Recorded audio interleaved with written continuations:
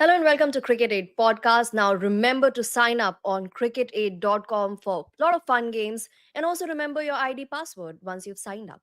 Anyway, today we're going to be talking about a whole lot of things starting with India versus New Zealand series. Jared is already smirking and he obviously knows my first question. After the defeat in the first test, India opted for a track that helped its spinners, but eventually it was Mitchell Santner who made a hay when there was a sunshine. Although the Pacers didn't need the sunshine in the first test when they bundled India out for 46. Now, what strategy would you expect the Indian team to employ for the third test, or who do you who would you expect them to back for this test? I have no idea. How can anyone have any idea what they're thinking at the moment? A friend of mine just asked me for the spreads of how many overs he thought this game could go. And I was like, it could go 220 overs or it could go the full whack, right? Like, I have no idea what is going to happen now because nothing at this point is predictable. The first test, okay, let's just say that they got a good wicket and they got the best use of it because Tom Latham, luckily for him, lost the toss. But the second test, so how are we supposed to make any sense of the fact that Mitch Santner just drops in and gets 13 wickets and gets like almost all of his career wickets in one game? Like, what are we talking about here, Megha? What do you want me to predict? If you told me that, I don't know, the dodo bird came out of, back from extinction and batted at number 4 for India, I'd be like, that seems fair. Hmm. There are a lot of comments already streaming in. Bharat says that Virat and Rohit would definitely want to have some runs under their belt before the Australia series. Now, they'd need runs for this They, series as well, I for was going to this say, test I as think well. they just need runs. I don't think Yeah. there's this funny thing. Indian fans are still like, what about the border-gavaskar trophy?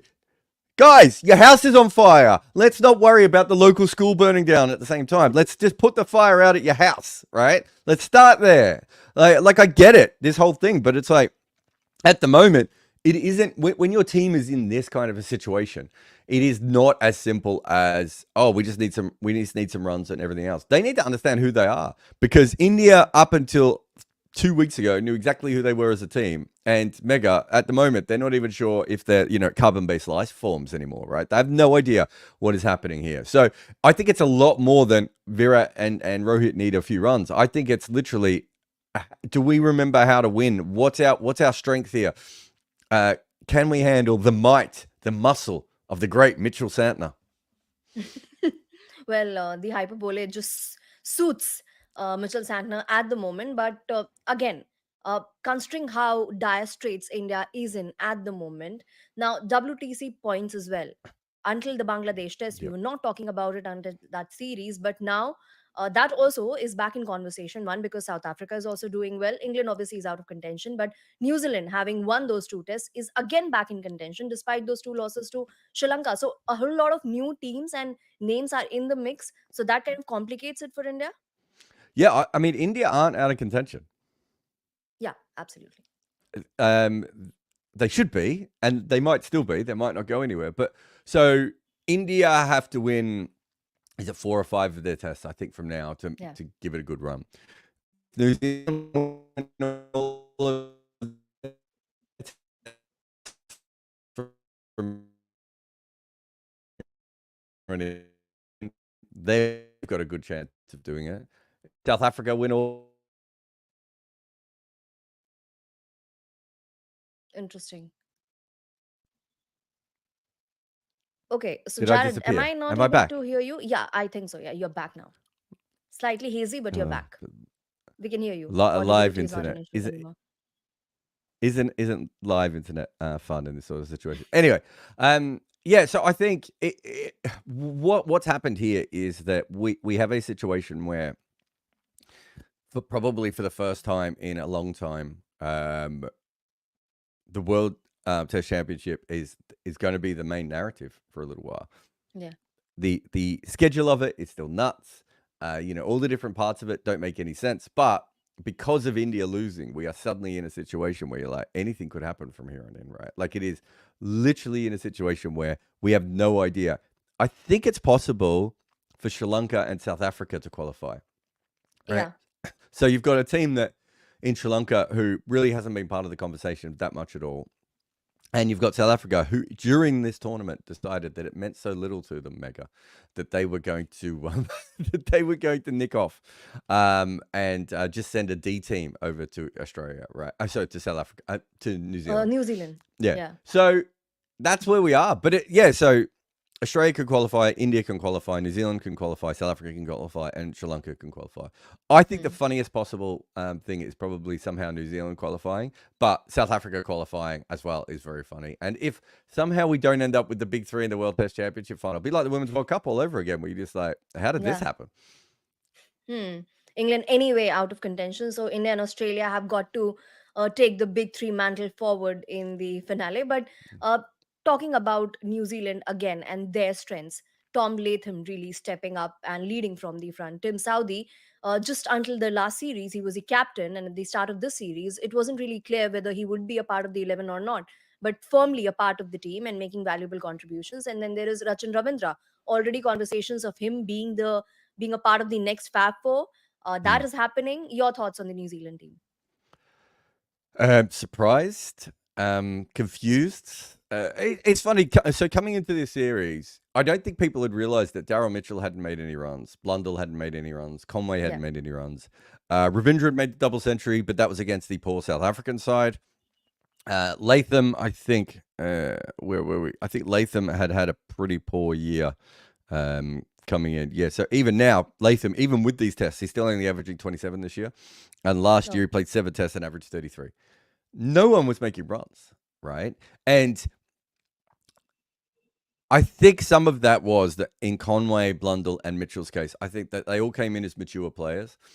Their cricket suited the period that they came into, which sometimes happens. As in, the wobble ball didn't affect them in the same way that it might have affected other players because of the way that they batted. Then teams start to adjust, right? So with Conway's the best example of this. With Conway, everyone used to try and get him to nick off outside of stump because that's what you do to left-handers. And it was like, actually, Conway's big problem is bringing the ball back in. So everyone works that out. He starts to struggle a little bit. Mitchell batting down the wicket. Everyone's like, okay, well, if he's going to bat down the wicket, we just have to factor that in and bowl a little bit shorter to him. They start to do that. He struggles a little bit. Blundell, I think, has had a couple of form dips as well. Latham is the one where he's been around forever. Everyone knows what to do with Tom Latham. You try and trap him LBW and bring the ball back into him. It's very, very normal. India just have not been able to do that. They haven't been able to keep any sort of pressure on him. And then in that last innings, when he, when they got to a position where the game was, I suppose New Zealand were in front because they had that lead, but it could have swung back violently towards India that game. And Latham's just like, okay, great. They're going to start with spinners. We're going to reverse sweep absolutely everything from here on in. And if you look at those first 3 balls, I think he scores a 2, a 4, and a single off the first 3 balls of the second innings. That's not the Tom Latham that we've all been watching, right? That is a captaincy Tom Latham, where he was like, I have to show here that we are not going to sit and wait for India to fly back into the game, because that's what happened in the last Hmm. game, right? The first test in India absolutely basically forfeited the first innings, right? Yeah. The Yeah. second innings, India start from almost from ball 1 going, no, we're back and we're going to come here. So that's what could have happened. You've got, I think it was Jadeja and Ashwin bowling to Latham. And it's like, it could have easily been a similar situation where you try and roll through them really quickly and then get yourself back in the game. And Latham's like, no, we're not going to let you settle at all. And it's more incredible based on everything I've just said. He hasn't made any runs. He hasn't had a really good year in Test cricket since 2019, Tom Latham. Right? Like, Hmm. he was okay in 2022, but he hasn't had a really good year since 2019. A lot of those other guys have been in form funks as well. And then to come out of that and play with the freedom that Conway has played with, and Conway has looked at times the best batter in the series and at times the worst batter in the series, right? Like, there's no middle ground with Conway. Will Young, he hasn't made any runs in Test cricket, right? Hmm. Like, for all the, he's a perfect backup, it just hasn't worked for Will Young yet. And yet all these guys have managed to find an innings or a moment where they have been handy for this side in a way that India just hasn't managed at any point. And every time India thinks they've worked out 1 or 2 New Zealand batters, another one finds form, right? Like Blundell in that last game. Like, do you remember Blundell's batting against India in the last Last time? series, Yeah, the last series. Do you remember? 2021. Yeah. Not really. It doesn't stand out. It might be the worst batting I've ever seen over a long period of time. I think I could be wrong. I think he makes something like 30 runs off 160 balls or something. There were innings, Mega, where it looked like you or I were out there, right? Like he could not hit the ball. He didn't know what he was doing. I think there was one where he was like 8 off 80 or 8 off 60 or something. Like he just didn't know how to score. He couldn't get any bat on defense. He had no idea what he was doing. He comes back. He's in worse form now than he was when he came to India last time. But when the team needs him in that second innings, he just starts reverse sweeping and he puts pressure straight back on India. And suddenly you're just like, well, where is India going to attack here? How are they going to get the pressure back onto New Zealand? Because New Zealand are just like, we only need a couple of 100 runs here and we're willing to risk it. I just thought it was brilliant cricket from that point of view. Jared, your name and my name do not come in the same breath when it comes to batting. I've not even put in 1,000 hours. Anyway, Noor Hassan has been constantly making this comment. He says, I actually like the idea of South Africa and Sri Lanka in the final. It'll make sure ICC changes WTC format to be more consistent and fair to everyone. I don't know what the No. second part exactly means. Yes, Jared, you have an answer already. So the first part, it is possible. I saw someone else say Sri Lanka can't make it. I think they just need to win 3 of their next 4 tests. So if they beat Australia Yeah. in that series 2-0, and the way they played against New Zealand, they're going to give themselves a chance to do that. And that's at home. So, Yeah, that's at home, yeah. And then they have to win 1 test against South Africa. That seems slightly harder now that South Africa can make runs again. I think they're in the middle of scoring about 9,000 runs against Bangladesh. But we know that the South African batting lineup can fall apart pretty quickly. So there's always a chance of Sri Lanka stealing a test there. But it's unlikely. But the idea that will change the format, they can't change the format. Because the ICC isn't actually... The ICC isn't actually in charge of Test cricket. So they are in charge of the final and the actual scheduling of the tournament, but they're not in charge of anything else. And so what actually yeah. happens in that situation then is that what they do is they basically say to everyone, look, if you guys can roughly play these test matches the way that we need you to play them, we can put that together and we can call it a World Test Championship, and we could do that. The ICC has never run test matches. They're not involved with fixtures. The boards specifically do not want them involved. So it doesn't matter how stupid, if, I don't know, let's say Bangladesh and the West Indies ended up in a World Test Championship. It might mean that we have meetings about it, but it doesn't mean for that next cycle that you could change anything, right? Because that's Then not how it how can works. you actually change it? Because it's percentage, it's still fair as compared to any other metric that you could use, or do Yeah. you have better ideas? Well, no. If we wanted to do it properly, Mega, what we would do is we would say every team has to play an equal amount of test matches, and they have to That's not play, possible. yeah, and they have to play the same amount of matches home and away, right? Like, Hmm. I mean, it is possible, but it's not how cricket is run. Cricket is, Financially. just by politics, by governance. It's not how cricket is run. Like, you would need someone to come in with power and say, this is how we're going to run it. And it's like, well, India doesn't want to do that because they want to play as many tests as possible against England and Australia. So that might confuse that sort of situation. The next 2 most powerful countries want to play India as much as possible and each other as much as possible. So that makes it a Exactly. little bit confusing. So you're already in a huge disadvantage before you start. So there was a conversation recently. Was it the ICC or the MCC? Someone came out and said that all World Test Championship series should be minimum 3 tests, right? Okay. Well, they can't. These boards can't afford that. The only way for that to happen would be if all the money from the World Test Championship actually came back to all the boards. It doesn't, right? The actual final itself makes a little bit of money, but it doesn't make enough to host all these different games around the world. Do you know what I mean? And if India don't Yeah. make a final, the World Test Championship final won't make all that much money unless it's England and Australia. That would be. But again, it's not going to make as much money. The proper way to do it, Mega, which is the way that they did discuss doing it, but no one wanted to do it, was actually have a proper league where you don't give up traditional test cricket, but what you say is, we're going to play the majority of our test cricket within a league. That league is then going to be run by the ICC. All the rights from that league will be shared. So all the costs will be shared. Okay. All the rights will be shared. Because they were doing it now, India and Australia and England would still take a slightly bigger chunk. But it means that, let's say Sri Lanka or New Zealand or West Indies, who struggle to pay for their test matches, they would actually not have to worry about that anymore because the test match, the hosting fees would be paid for out of the pot because you would be selling it the same way you sell the World Cup, right? So instead of selling it individual series the way we do now, so you could do that, and then you could bring it in. You could also, the best way of doing it would be like we've got too many teams in it, right? It should be 7 teams in Division 1 and 7 teams in Division 2, which was offered. And Bangladesh, Sri Lanka, West Indies didn't want that because they were terrified they go to Division 2, of which I say, I don't give a shit. Like, if you're not good enough to be in Division 1, you deserve to go in Division 2. That's how sport works. So if you do that and you make all the money and you sell it as a package, we could actually set up a pretty good World Test Championship if we wanted to. The issue is that no one wants to do that, right? No one wants the ICC to run another thing because they don't want to deal with the ICC. They want to do deals amongst themselves, right? And what ends up happening is we have this spasmodic fixture list, and people blame the ICC. Like cricket fans who don't know anything blame the ICC. It's like, no. This is the boards. All the individual boards were like, we'll have a World Test Championship, but we don't want to change anything else. That's all. We'll call it a World Test Championship. And the interesting thing Just an extra finals accommodated. Yeah, exactly. And the interesting thing is that outside of England, and I suppose the West Indies because of where they are, but outside of England, I would say that every team is taking the World Test. Oh, well, South African Cricket Board didn't, but the South African Cricket Team did. Every other team is taking it pretty seriously, right? Like you look at India, they're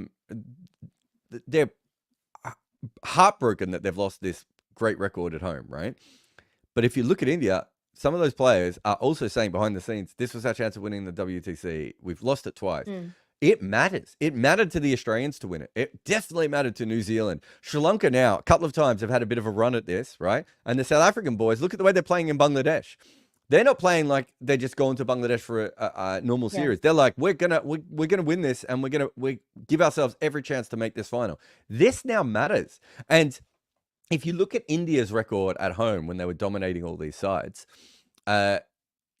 if you look at Australia and the West Indies, when they dominated at home, they quite often lost dead rubber tests towards the end of series, right? Because it was like, what does it matter? We've already won this series. Let's relax, everyone. That's not been the case for India, especially in the second half of their run. Those last tests matter because they have points on them, right? Teams are thinking about that all the time. So we could fix it. It's funny. I reckon about 3 times a week, someone will contact me with like, this is a better formula for the World Test Championship. And I'm like, yeah, everyone knows that this is terrible. There's no one at the ICC sitting there going, oh, we've nailed this.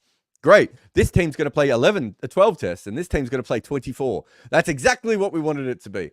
But the problem is because no one runs test cricket, you end up in this situation, which is just, it's all chaos. Did you see the piece this week by Tim Wigmore in the Telegraph in the UK? No, what did it say? It's all about T20 cricket, really, and about how players now hope that they lose.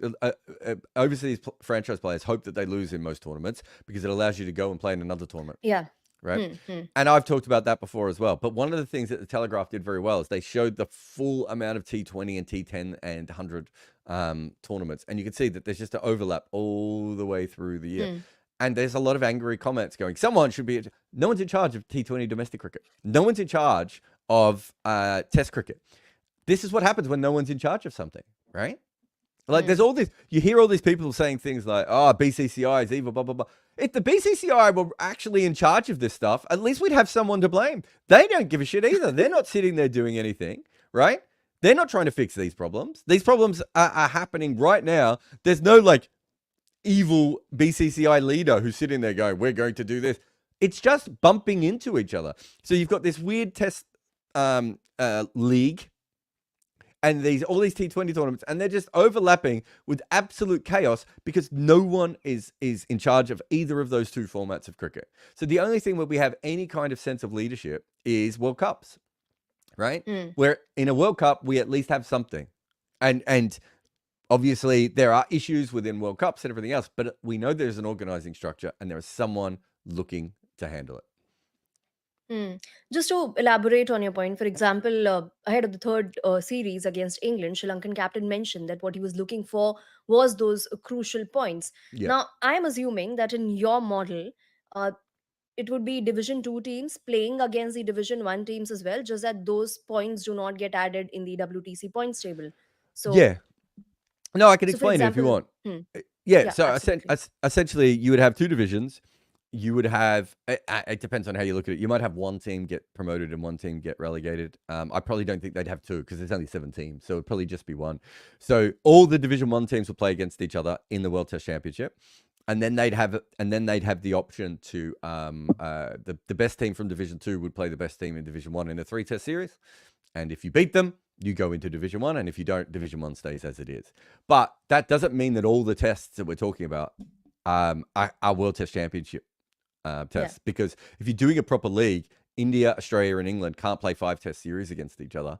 You yeah, might have to be in a exactly. situation where the first 3 tests of each series is Hmm. the one that you count as points. And as you said, and you've got to think about this from multiple point of views. If you're India, you might actually want to play Sri Lanka or Bangladesh or Afghanistan for your A players, right? So you might actually Okay. want to have a second team that plays.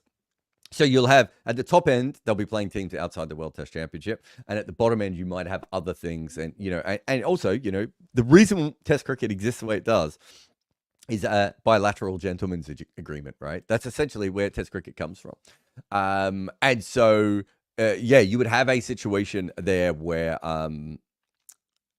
you would still have those agreements for various, for political reasons, for whatever that may be, Hmm. going ahead.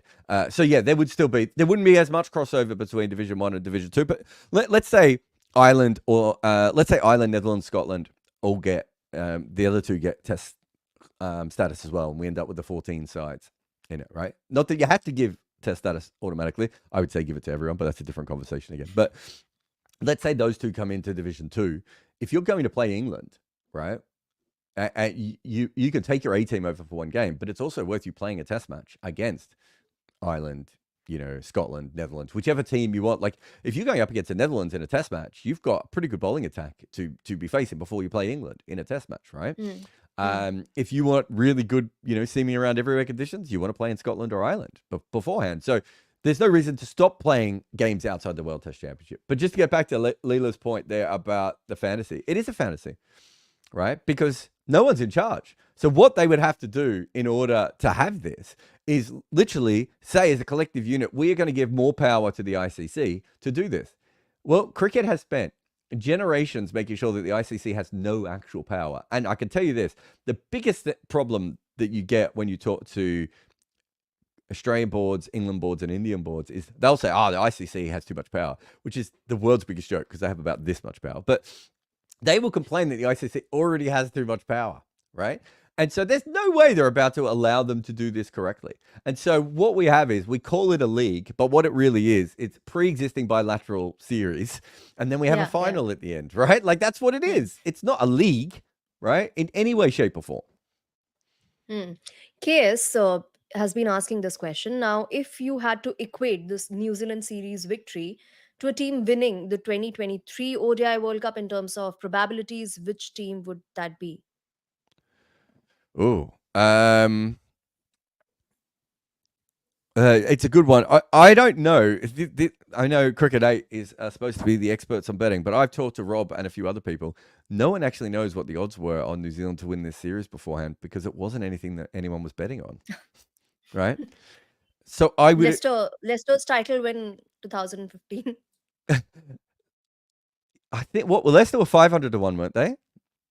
Yeah, yeah, from what I Yeah. vaguely So recall. Rob thinks it would have been anywhere, New Zealand to win this series would have been anywhere from 25 to 50 to 1 was his, because it's only 2 games. It's not like Leicester where you have to win tons Yeah, of yeah. games coming in, right? Hmm. Yeah, so he said anywhere between 25 to 50 to 1. My memory is that Afghanistan were 50 to 1. Well, Afghanistan and or Bangladesh were 50 to 1 coming into that 2023 World Cup. So I suppose it would be like one of them winning the World Cup would be the best way of looking at it.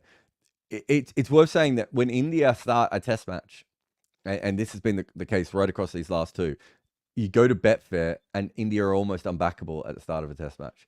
So they started some of the test matches at 120, some of them at 130, like literally at a point where there is no point making any bets on this at all. So if you extrapolate that, the bet though, Megha, if you want to know the real bet, and no one made this bet sadly, the real bet would have been backing New Zealand to win the this series into a double with the New Zealand women's team to win the World Cup.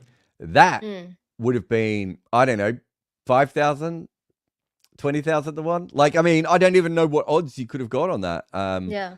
A bookie would have just given you make believe odds probably on that, because it's just there was no way that was going to happen, right? Like that would have Yeah. been the bet. That one for me is less likely than Leicester winning.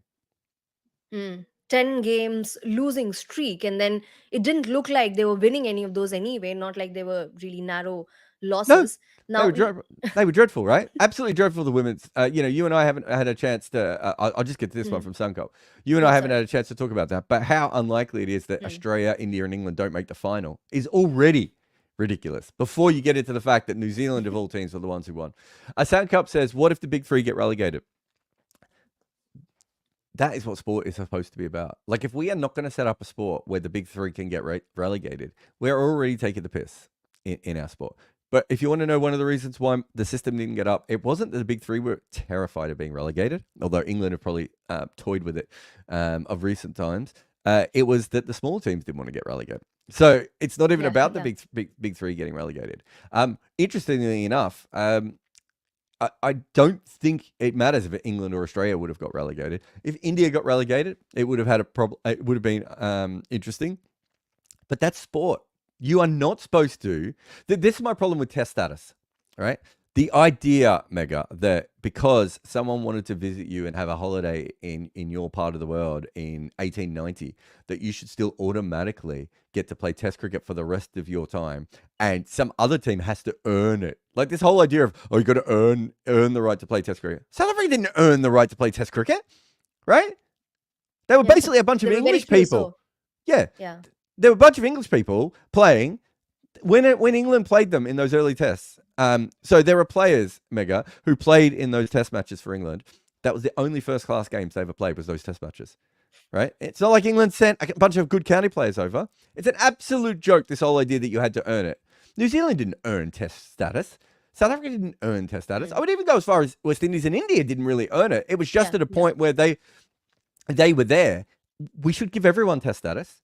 There should be 3 main divisions, right? So the top 21 sides, and then the rest of them can play in regional stuff. And when you get good enough, you can start to take on the teams in Division 3. More than happy with that. Everyone plays test cricket, but we know that Division 1 is really good. Division 2 is okay. Division 3 is a bit shaky, and everyone else is on their own. That's how sport works.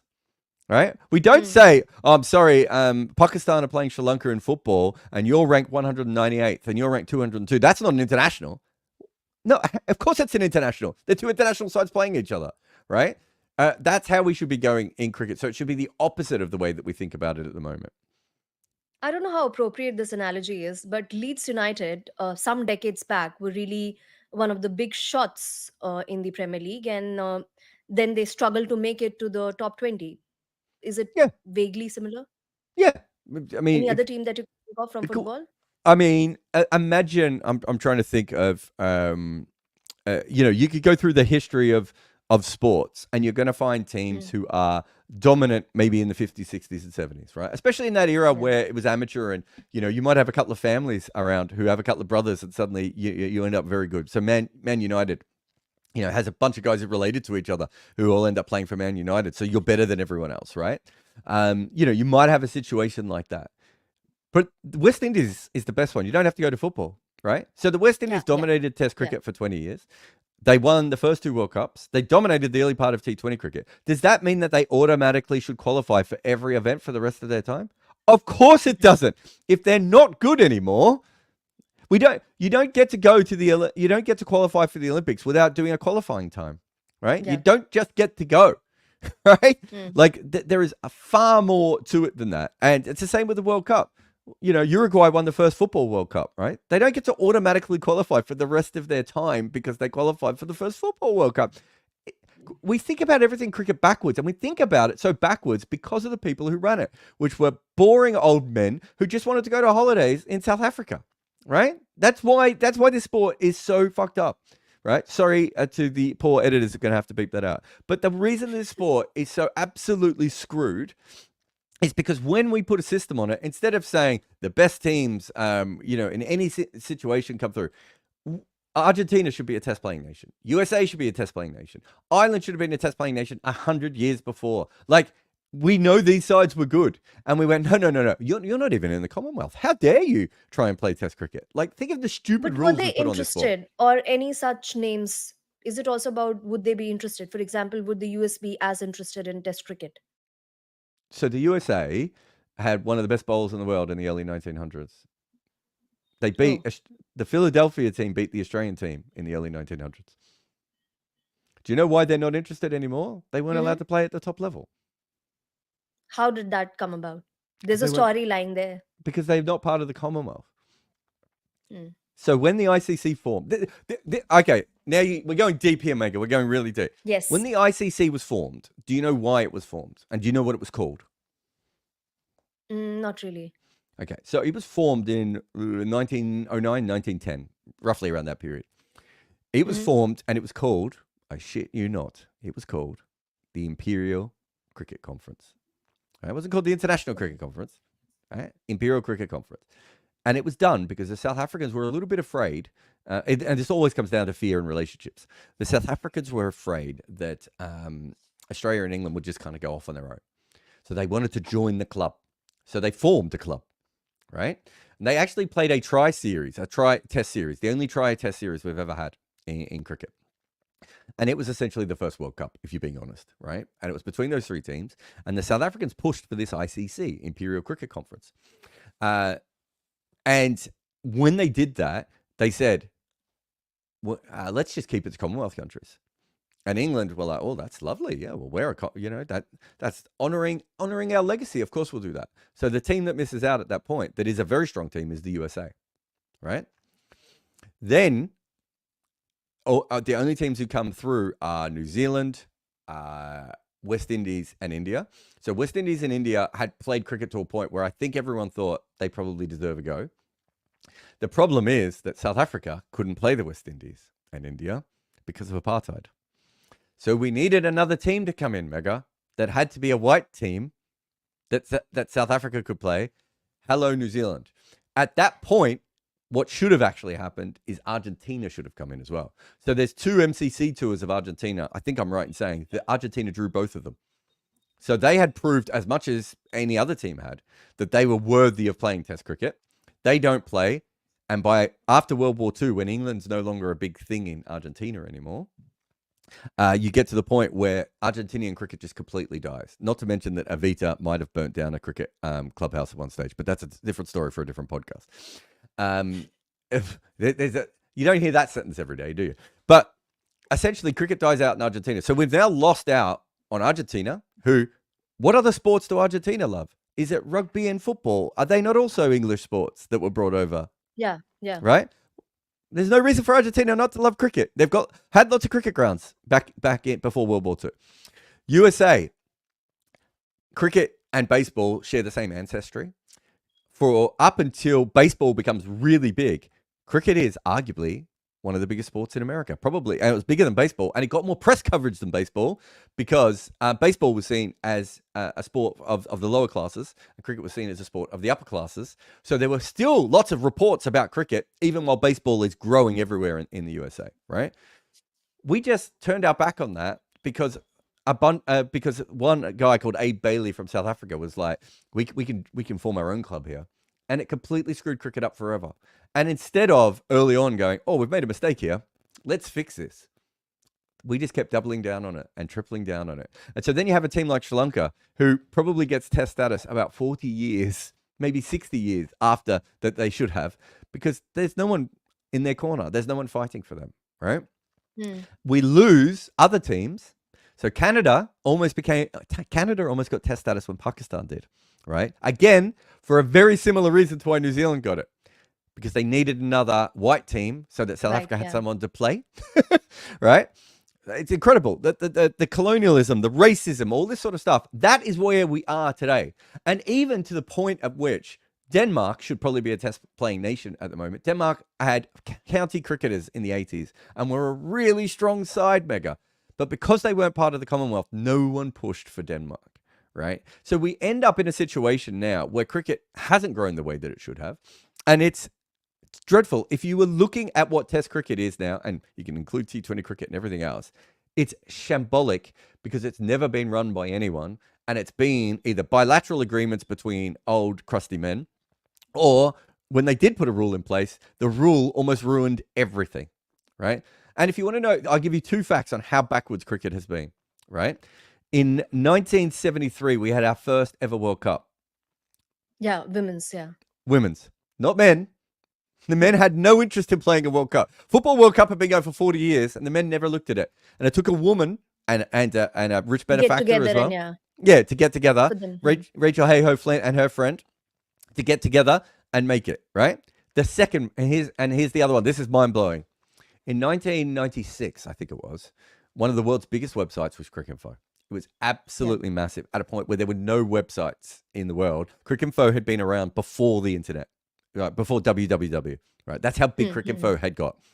1996, it's huge. Everyone in the world is trying to follow the World Cup via Cricinfo because it's giving live ball-by-ball updates, right? Which is pioneering in itself. I think Mark Cuban and Cricinfo were the two people who worked all this sort of stuff out.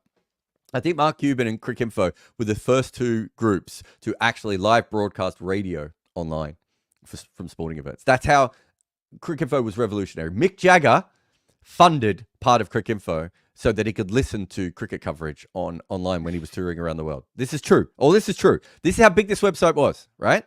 Hmm. The guys who are running it are amateurs. They don't know what they're doing. You've got a neuroscientist, you've got an engineer, Yeah. all these different guys, brilliant people, but Hmm. like they're all in their mid-20s. Even some of them are teenagers. Travis Basevi was a teenager, right? They're teenagers. They're in their early 20s. They're doing PhDs. They're neuroscientists. They're physics majors and all this sort of stuff. And they've got this thing. They go to the ICC and they go, look, we don't know what we're doing, but we know that this is one of the biggest websites in the world. We want to give it to you for nothing. You just give us enough money to help. We'll keep running it for you, but ICC will own this. And the ICC went, no, we don't want it. 40 million users that website has now. And the ICC has been at war with Cricinfo ever since because Cricinfo completely dwarfs them online ever since. And they were offered it for free. That is the people who run cricket. That is the people who have always run cricket. That is why when you look at the World Test Championship, it looks like a shit show. It goes all the way back to gold money from apartheid South Africa. And ever since, we've been making wrong decision after wrong decision. Hmm. And around 1996, Cricinfo would have been in existence for at least 4 years. So Yeah, it wasn't it like at started. I its think the first ball-by-ball commentary is 92. The whole yeah. Cricinfo story is mad, but the first ball-by-ball commentary starts in 92. And the actual... So Cricinfo it was a bot which automatically put the scores up so that when you went in the chat room, right? When you went in the chat room, like...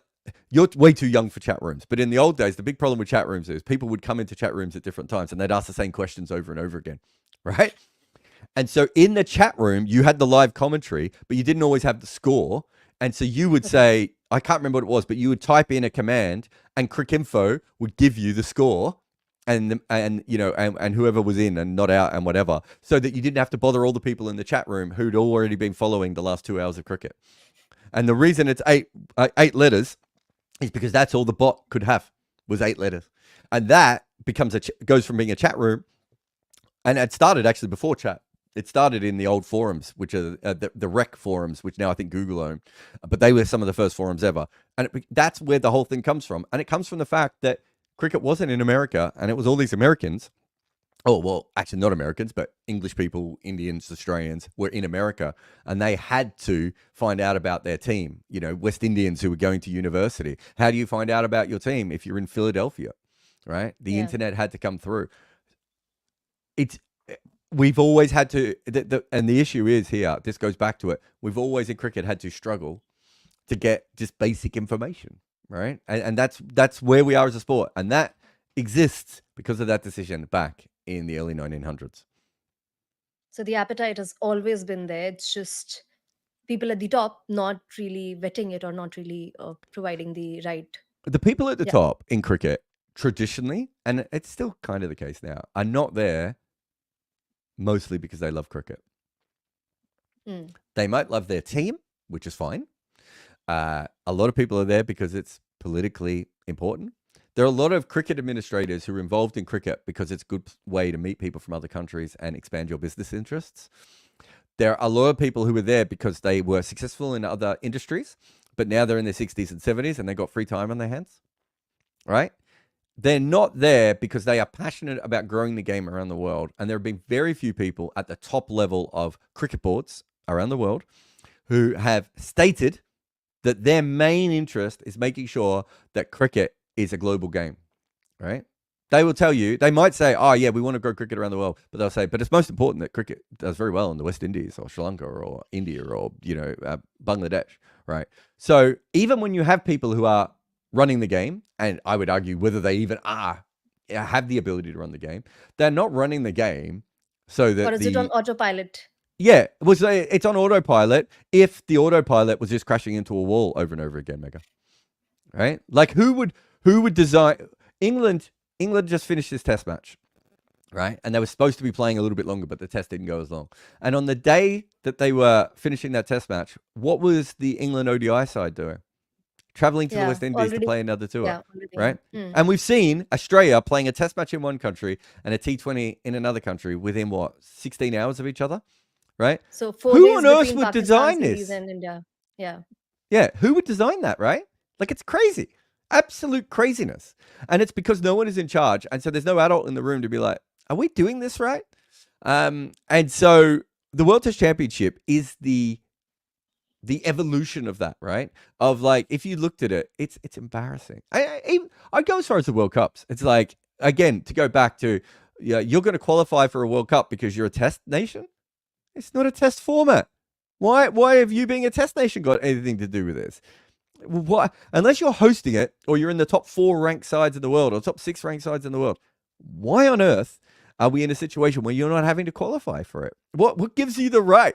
And no one questions it, right? We openly rig every World Cup. Every World Cup is rigged by having India play Pakistan.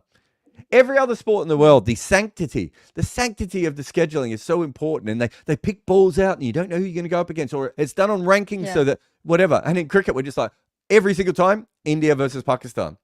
We are openly fixing the tournament before it's even begun. And no one cares, right? Because we are so used to all this sort of nonsense in our sport.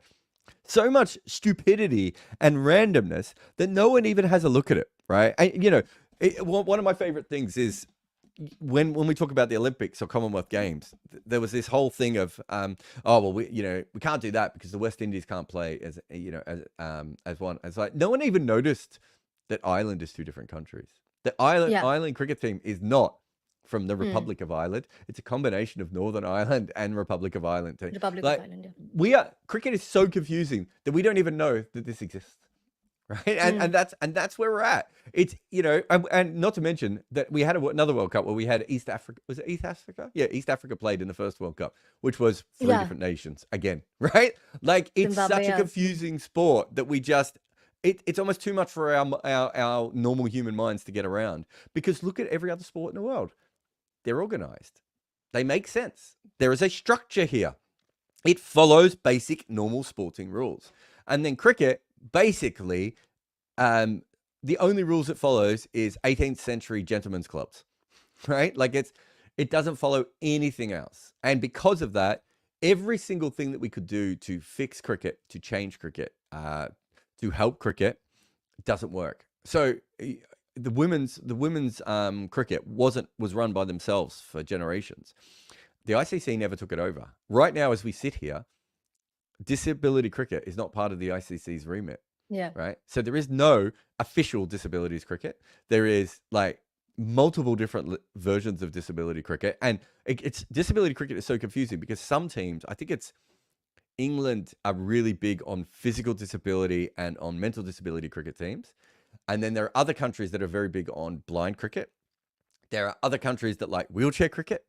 And so you don't even it's just complete chaos, disability cricket, and it's all amateur. And it's like, again, we are $1 billion sport and we can't even organize that. By the way, don't depend on cricket for your geography lessons. Quick break before we take Jared's closing thoughts. I knew you'd say quick break. You knew I wasn't ready. Remember to support us by subscribing and sharing, but also signing up at cricket8.com, where live scorecards cover 8,000 matches a year with advanced visual details that tell you who is actually in front in the game. Jared, this podcast has left us craving for more. So many stories. I know there's not much time that you have at hand at the moment. So, coming back to what to expect from India versus New Zealand third test, I started with that question. You were not, you're not very keen to give me a clear answer. I mean, But I in don't terms know. of the I'd be approach, interested in what your thoughts are. I mean, nothing has happened in that series so far that I could have predicted anyway. Like, do you think India just go take a breath and be sort of like, okay, and then they just go back to normal and they belt New Zealand? Or do you think it's a struggle and they win? Do you think New Zealand just close out the series 3-0? Like, what are your thoughts? with momentum on their side, I think India would stage a comeback. But my question is, what sort of wicket would India go for? Because the conversation ahead of the Pune test was that the last two tests would have a wicket that helps the spinners. Hmm. Now, with India, didn't exactly go extreme. It wasn't as extreme as No. 2017, but yet the gap between the spinners from both sides that really became negligible. Or in fact, Santner ended up having the last laugh. So I think those are the questions, the conjectures that I'm entertaining at the moment. I think, Jared, why don't you start with what you think before I give my closing thoughts? Um, I've been told that the wicket is going to spin. I haven't read anything online, so I don't know if there's anything else. I've been told that the plan was always to make it spin. It probably makes more sense now to make a more of a batting surface and head towards the pace bowling, because the Mm. next test. I'm not saying this doesn't matter, but at this stage, it's very unlikely that India is going to make the World Test Championship final without beating Australia, and so Yeah. it's probably better to have some preparation for that Australian test now, that is the Australian challenge now, and then hope that you win the test match. Um, so we always heard that there was a chance that this wicket was going to spin, but I don't. It depends on how early they start to make it and everything else. I would say I think India. I haven't looked at the odds, but I would assume India still start as favourites. There's no reason why they wouldn't. Anyone backing India at the moment, though, is doing it purely on emotion rather than anything else, because it's just not the situation that we keep finding ourselves in. So, look, I don't have any. I just don't know, Megha, is the best answer. I would love to tell you that I had strong views on what was going to happen. I don't know what the pitch is going to be like. I don't know where India are mentally at all at the moment. I find it very hard to think that India can't win a test match against New Zealand. But also, you're talking about momentum before. I don't believe in momentum as a concept, but I do believe in confidence, right? Mm. And New Zealand should be going into that test thinking we have a chance of winning 3-0, right? Like, they are going to play with a freedom that India maybe don't have anymore. And also, there's got to be a part of it now. If I'm working with New Zealand, I'm just like, let's just go as hard as we can in the rest of our tests and see if we can steal a World Test Championship spot. Yeah. Right? It's going to be at Lords. Who knows? By the time they get to Lords, they could have O'Rourke, Southey, Henry, Sears, and Jameson all fit, and it's like, you get to Lords, maybe you got a chance of winning that match against anyone, right? Mm. So I have no idea, because there's nothing that's happened in the series that makes any sense to me so far. So I don't know how I would come. I don't know how I would be able to give any information. But yeah, if I knew beforehand, I think I would have said just give us a pitch that gives us a little bit of preparation for when we get to Australia. And now they're in a slightly different situation when it comes to that. So I don't know. I've got nothing for you, Megha. Or probably Mumbai can be Mumbai and having it something for everyone, and probably Well, then a combination of skills can just yeah, work for India. if that's the pitch, who's favourite for you? India, finally. Things did work for India in bits and pieces. So it's just about all of that coming together. For example, the second innings, India batting in the first test, and there were Yeah, obviously sparks. So all of India that coming India together. has on occasion played some really good cricket in the series. It's just Yeah, been so yeah. small and everything else. Do we know if Matt Henry's going to be fit for this last test? No update yet. Yeah. So if Matt Henry's fit, and it's a wicket that helps everything, I think New Zealand go, okay, we'll take that. If Matt Henry's not fit, I think that would swing it back towards India for me. Or do you expect Santner to be just as good? Because No. before that, I he didn't don't have a expect test Santner score. to ever be as good as he was.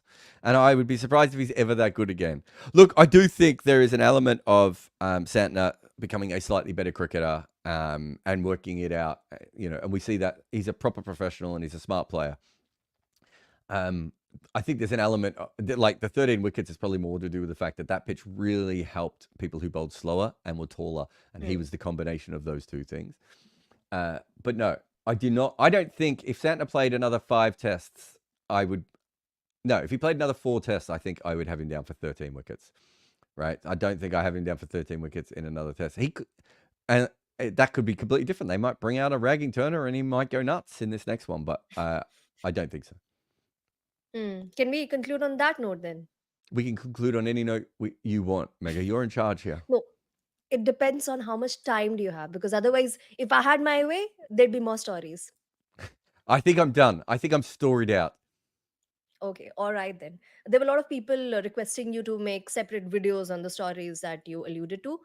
Wait and watch if Good Areas I think has Good Areas them. has some of them. I think we might have done the birth of the ICC before. But yeah, if you go over to Good Areas, we cover everything. But so Cricket 8, we are ramping back up. By the start of the border-gavaskar trophy, we should have a couple of podcasts a week.